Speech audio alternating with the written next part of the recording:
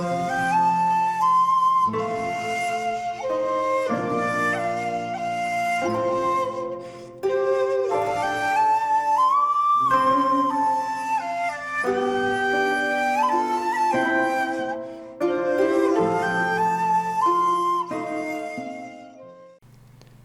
there, this is Solitary Ronin from Solitary Ronin Films, and welcome to another episode of In the Frame. Today's episode, I'm going to talk about 3 films from Mexico, and it's 3 gothic films by Carlos Enrique Taboada, and this is a lovely Vinegar Syndrome release. Now obviously Vinegar Syndrome has its knockers as far as some people might be more interested in the packaging than the actual films. And because it's Vinegar Syndrome, you could perhaps be forgiven that these films might be exploitation films or B-movies or kind of low production value cheapies. But far from it, these are 3 really classy, wonderful films. Now whether they're gothic or not, I'll get to that. But this has a booklet as well, which is full of wonderful stuff. Kind of a nice essay about Carlos Enrique Taboada. And it also has another slipcover inside. So the films are Rapina, Darker Than Night, and Poison for the Fairies, which are all rather fantastic. I would say probably Rapina is the best one out of the 3 and probably my favourite out of the 3. So we have Poison for the Fairies, or Bueno para las Hadas from 1986, which is 90 minutes long. And we have Darker Than Night, or Más Negro que la Noche, 1975 from 102 minutes. And Rapina, or Rapina, from 1975, which is 113 minutes. Each film has a video essay with genre film scholar Valeria Villegas, which are all 14-15 minutes. So it's a 2-disc set. Rapina has a disc all to itself. And it's a 4K restoration, but the first couple of films, there's still a little bit of a few scratches on it, but again, considering the stock and where the films kind of came from as far as the kind of history of the film restoration, it's pretty impressive that they look this good. They're all in colour, so unlike the Mexican Macabro set or Mexico Macabro set from Indicator, which is probably tied for my favourite box set of the year, which I'll be mentioning in a video again quite soon. These films look wonderful for what they are, as far as, again, the state of the prints when Vinegar Syndrome found it. So again, don't be put off by the fact they're Vinegar Syndrome titles, because these are far from kind of sleazy B-movies and anything like that, or exploitation. These are quite wonderful. So we'll start with Darker Than the Night, which I suppose is kind of the more gothic of the 3. This is a story about an old woman who didn't live in a shoe. She lived in a house with her black cat Becker, who gives a wonderful performance. It's one of the best cat performances in cinema history. But the old lady dies, and then her house gets passed to her young niece. and the young niece has kind of bad memories of the old woman because she was a bit strict. And she has 3 friends who come to stay in the house. They still have the housekeeper, and part of her will is that they have to look after Becker, and 3 out of the 4 girls hate cats. Even though Becker's lovely. But slowly they become kind of obsessed with Becker. One of them has a canary. So you can probably guess how that ends up. And something may or may not happen to Becker, and then the house, strange things start happening. One of the women is actually Helena Rojo, who you may recognise from Aguirre Wrath of God, which I only realised after looking up her history. So she's one of the 4 women who all look fabulous and have lots of fabulous outfits. Again, it's not really an old dark house film, it's more like a really colourful old house film. The housekeeper is suitably creepy. It does have definite Giallo vibes as well. It's one of the more kind of straightforward films. It's more kind of surface. The other 2 films are kind of have more of a kind of socio-political underbelly, but it's a lot of fun. It's just over an hour and a half. It's really nice to look at. There's a couple of nice twists and turns, and as I said, it's a wonderful performance by Becker the cat. Then we have Poison for the Fairies, which is a wonderful title. And this is really, again, not really gothic. It's more kind of folk horror, if you will, even though it's not that horrific. It's about 2 girls, one of them Flavia, who comes to a new school, who comes from a very rich family, but as a nice kind of choice by Taboada, you never see her mother and father's face. It's very much kind of like the Tom and Jerry cartoons, where the adults, their faces are for the most part hidden unless for dramatic effect. And Veronica, who is a lovely little blonde girl who has been brought up not by her parents, and is more closer to the kind of poorer side, but her head is full of stories of witches and spells, and she believes herself to be a witch. She has a special relationship with her grandmother, who lives in the attic, who's fairly old and scary looking. So she begins this kind of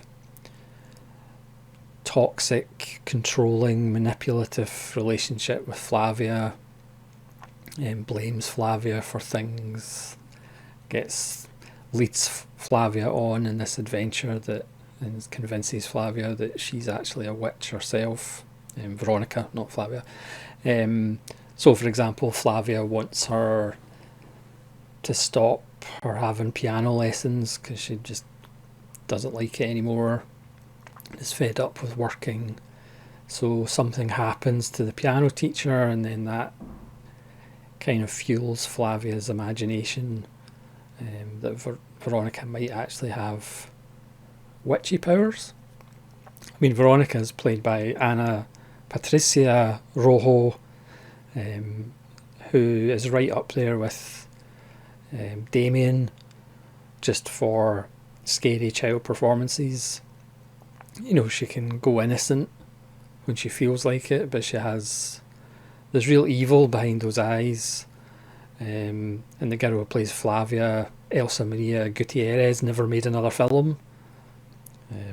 So who knows, maybe Veronica actually was a witch and this is actually a snuff movie, I don't know.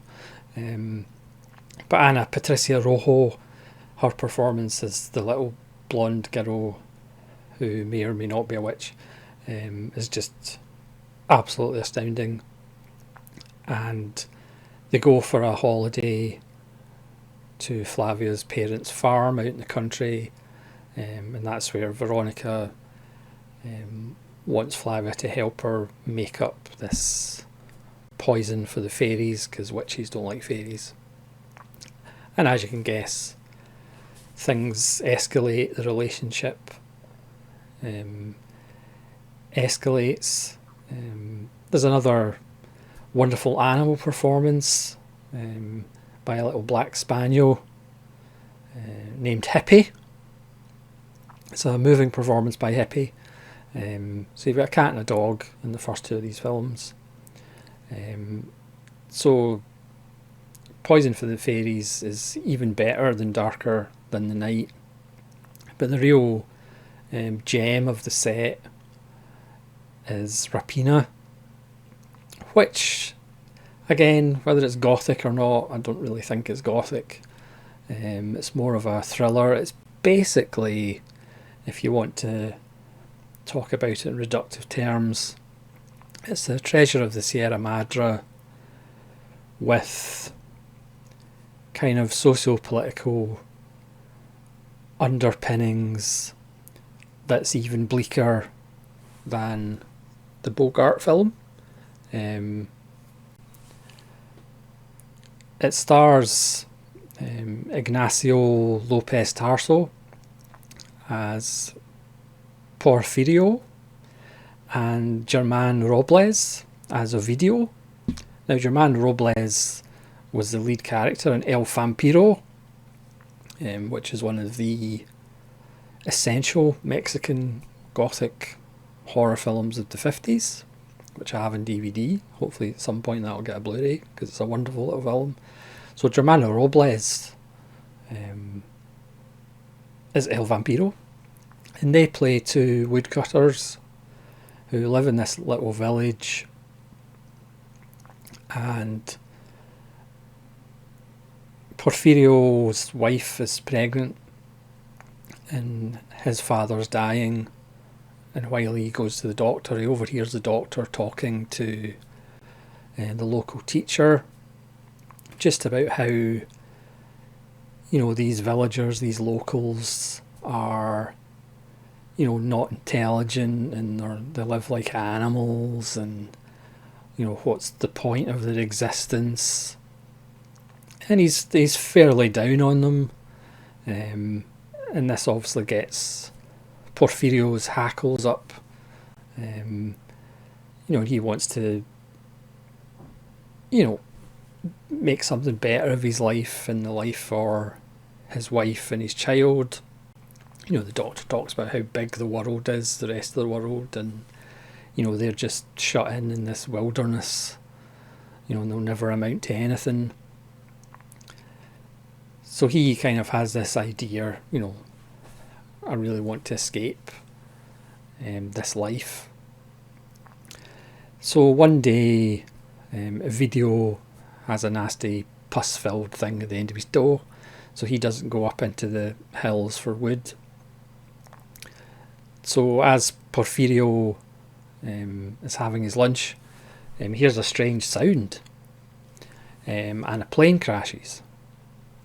So he goes further up the mountain to look at the wreck, and everybody's dead. Spoiler alert, everybody in the plane is dead. But all their, it's not on fire, so all their suitcases and all their belongings, all their money is there. And he takes a gold bracelet back to give to his wife. And then he gets the idea, maybe we should go back and see what else is there before the authorities come in. and he convinces Ovidio and both their wives that, why shouldn't they see what's there, try and sell it, try and make money, and try and escape, go to the city where their life is going to be better. So again, it's this idea of, money makes your life better, we can get out of here, we can go to the big city and everything will be great. My pregnant wife will get better healthcare. My son, because obviously he's assumed it's a male, will grow up, have a better life than just being a villager, being a woodcutter for the rest of his life. So they go up, they get more stuff, cameras and clocks and all manner of things that they can sell, fur coats. But then there's a brilliant scene where they're kind of looking through the fuselage and they see two faces on the opposite side, and it's two more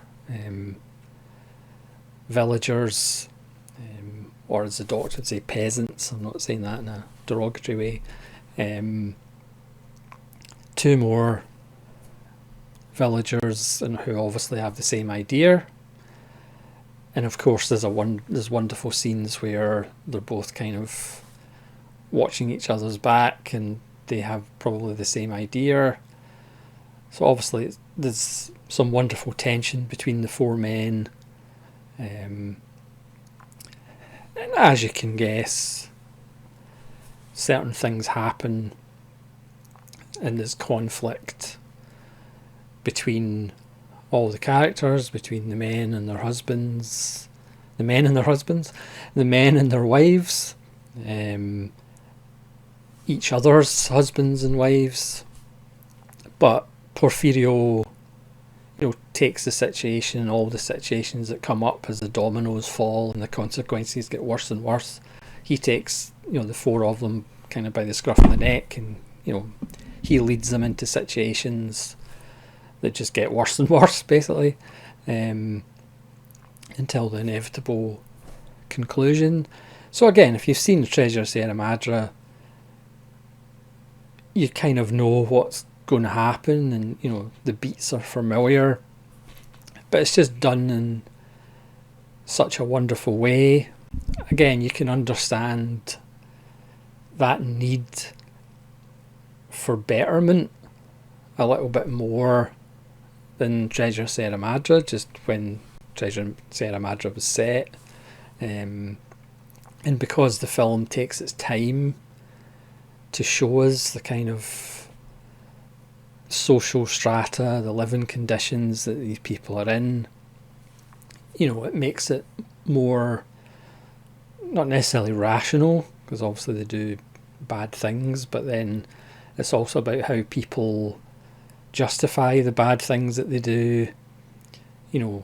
As Porfirio keeps saying, this is for his kid, so his kid grows up in a better life and a better place, and he keeps justifying his actions as they get more and more extreme, and obviously that the ecstasy of gold just makes him do more and more extreme things. So people that he's known for years, he perhaps has a different attitude to, just because people have left their suitcases about. We also have on the other side the police and the local government, who eventually do find the plane, but then also find other things. They're trying to obviously catch up with the people who obviously looted this plane and maybe did other things. So we get both sides of what's going on. The film, again, it takes its time to build, who's who and the characters and whatever. But then once it kind of kicks off. It's wonderfully paced. Could it got to its ending a little bit quicker, sure, but again, you're engaged with the characters because you've spent enough time before the plane turns up or drops out of the sky. So you're invested in these characters even as they're doing things they shouldn't be doing. Ignacio Lopez Tarso is just absolutely fantastic, because even though he's doing terrible things, you can see his perspective in doing it. And again, it's a story since the dawn of time. You find a suitcase of money, what are you going to do with it? So it's something that we can all kind of relate to, and we can all kind of go, well, what would I do in that situation? At what point would you stop this snowball effect of carnage that you've started off by making that first decision? So it's an absolutely wonderful film. Again, beautiful countryside, shot on location in Mexico, strangely enough. The hillside looks beautiful. There's a great performance by a little pig, and wonderful performances by a couple of lovely white donkeys. So there's wonderful animal performances throughout this set. So again, I would highly recommend it if you're into a little bit of Mexican, again, gothic. It's really one thriller, one kind of, I guess, gothic / giallo, and one kind of folky horror kind of. So maybe gothic films or Mexican gothic's a little bit misleading, but certainly if you think, it's just another Vinegar Syndrome exploitation set, that's definitely not what it is. It's just a wonderful set of 3 films that look really good. I think it's only really the beginning of Darker Than the Night that has a few kind of scratches on the print, but that just adds to the old colourful house theme. So I'd highly recommend it. This is multi-region as well. I was expecting it to be region A, but it is multi-region, and there's a lot of enjoyment to be had from those 3 films. And again, it's another window into a filmmaker that I had no idea about, and the kind of whole Mexican gothic. Also, this is the 70s and 80s, but certainly the Mexican horror or gothic films of the 50s, I certainly can't get enough of them. So this is just another interesting release, and proof, if proof be need be, that you shouldn't judge a Blu-ray set by its cover or who released it, because this is absolutely wonderful from Vinegar Syndrome. So thanks so much for watching. Please let me know if you're familiar with the films of Carlos Enrique Taboada. Apologies for all the pronunciations, and hopefully you'll join me again for more episodes of In the Frame. This is Solitary Ronin from Solitary Ronin Films, saying farewell.